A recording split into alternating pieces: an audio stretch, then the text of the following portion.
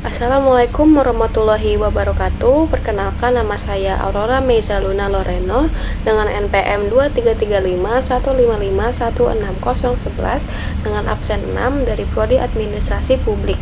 Di sini saya akan mempresentasikan materi mata kuliah Reformasi Administrasi untuk memenuhi tugas dua saya dengan dosen pengampu mata kuliahnya, yaitu Ibu Eka Fadila, SIPMA.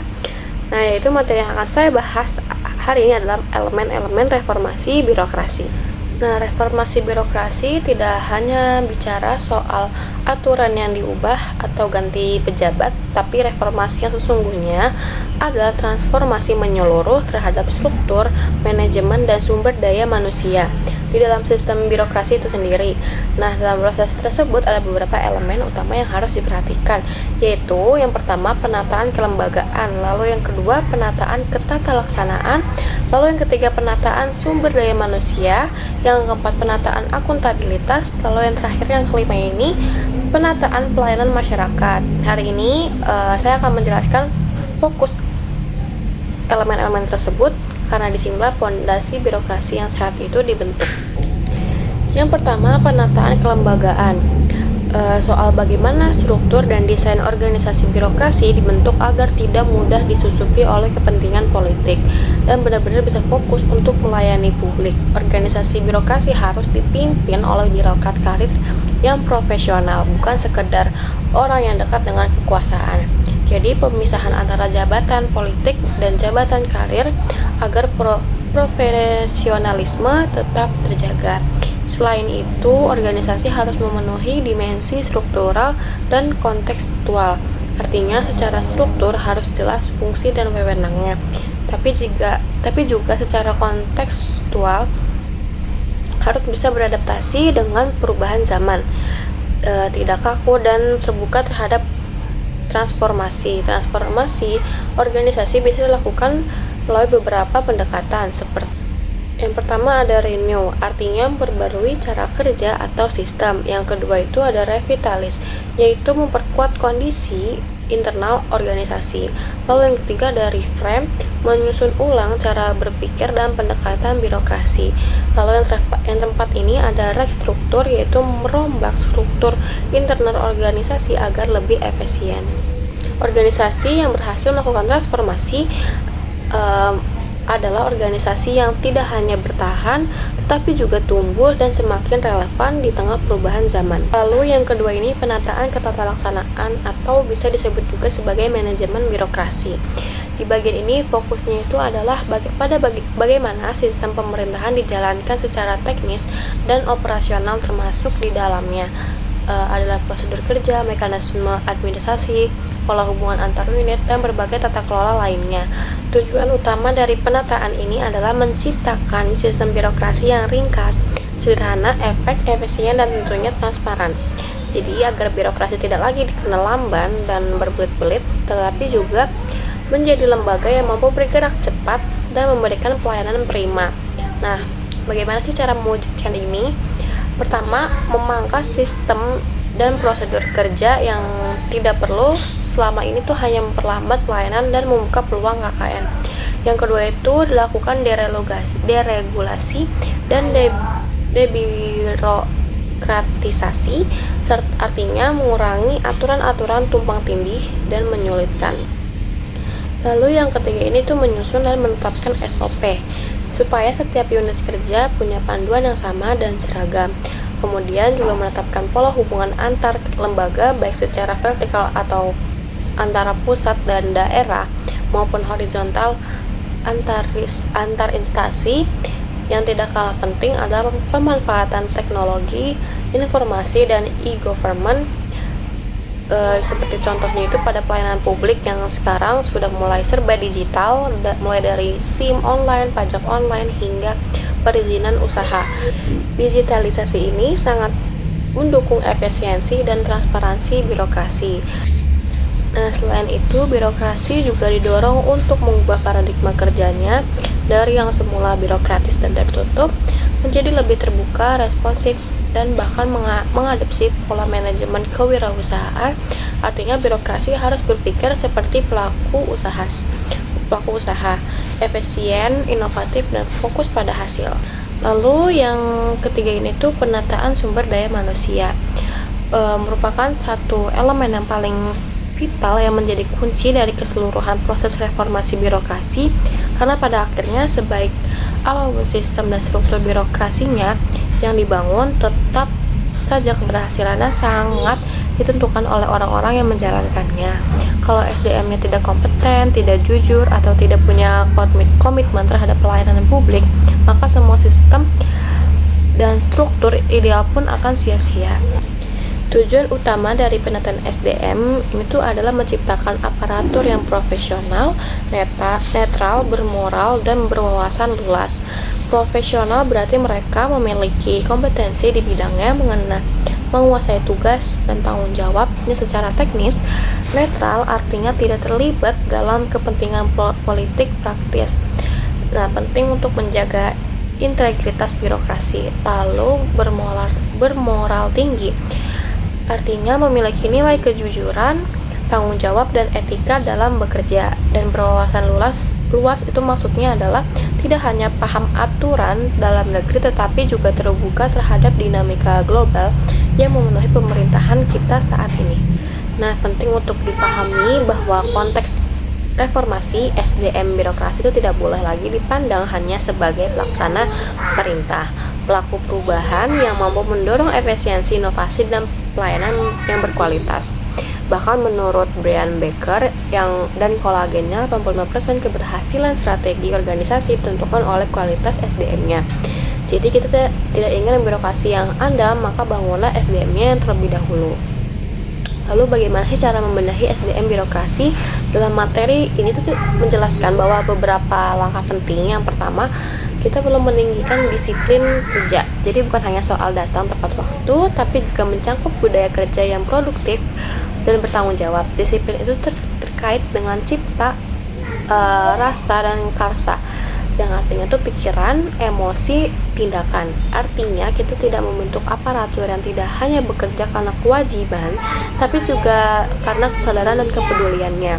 Langkah berikutnya adalah menerapkan sistem meritokrasi di mana promosi jabatan, penghargaan, dan pengembangan karir diberikan berdasarkan prestasi, kinerja, dan kompetisi, bukan hanya karena koneksi, kedekatan, atau senioritas semata. Hal ini tuh sangat penting untuk menciptakan birokrasi yang adil dan mendorong pegawai untuk terus berkembang.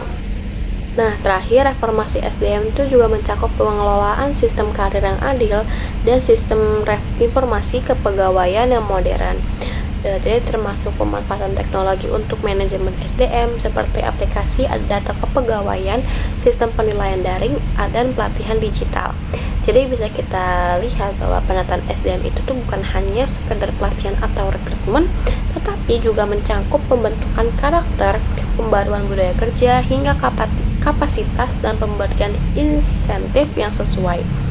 Ketika semua itu dilakukan secara konsisten, maka kita akan memiliki birokrasi yang tidak hanya mampu bekerja, tetapi juga melayani, merubah, dan berinovasi. Lalu yang keempat ini tuh ada penataan pertanggungjawaban. Penataan pertanggungjawaban atau yang biasa dikenal dengan akuntabilitas merupakan prinsip yang sangat penting dalam sistem pemerintahan modern. Dalam konteks reformasi birokrasi, akuntabilitas tidak hanya tentang membuat laporan secara administratif, tetapi lebih dalam lagi tentang mengenai bagaimana pemerintah dan para aparatur negara bertanggung jawab atas setiap keputusan, kebijakan, dan sumber daya yang mereka kelola.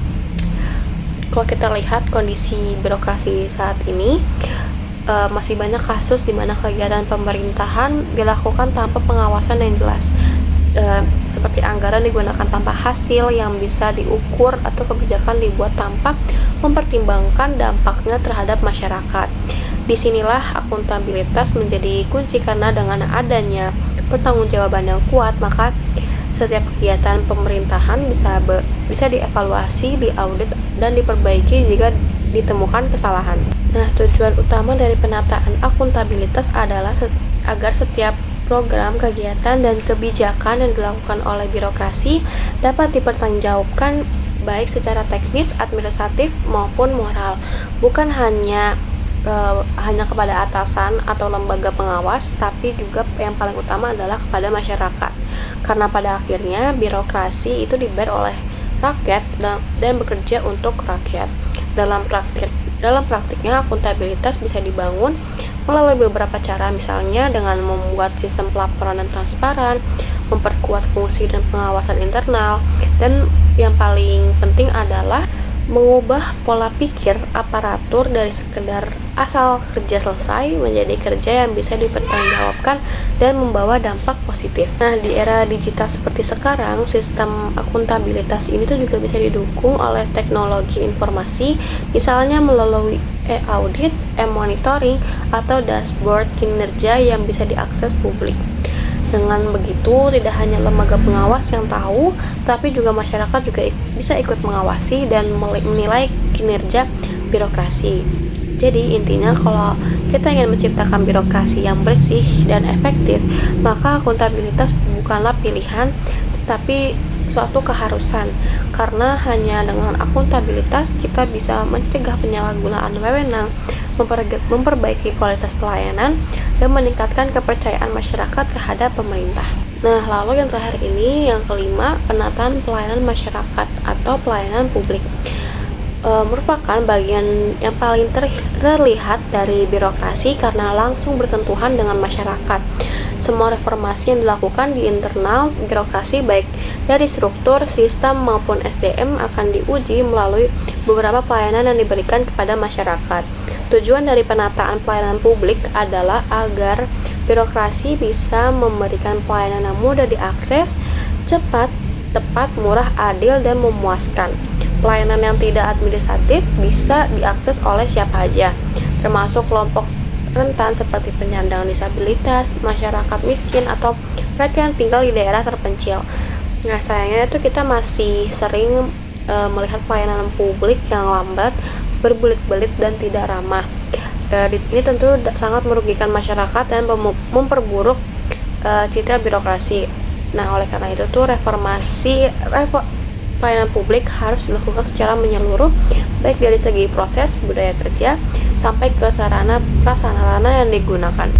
Nah, beberapa strategi yang meningkatkan kualitas pelayanan publik, yang pertama itu adalah menyusun dan menerapkan standar pelayanan yang jelas, terukur, dan dievaluasi secara berkala. Lalu yang kedua itu melakukan penyederhanaan prosedur dan perizinan agar masyarakat tidak merasa dipersulit.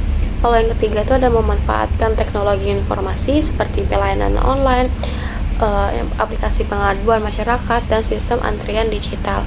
Lalu yang terakhir ini, yang keempat, tidak kalah penting, membangun budaya kerja yang melayani, bukan dilayani. Nah, pemerintah saat ini juga mendorong penerapan zona integritas menuju wilayah bebas korupsi atau yang disebut dengan WBK, dan wilayah birokrasi bersih melayani atau yang bisa disebut WBBM. Jadi di banyak unit pelayanan publik.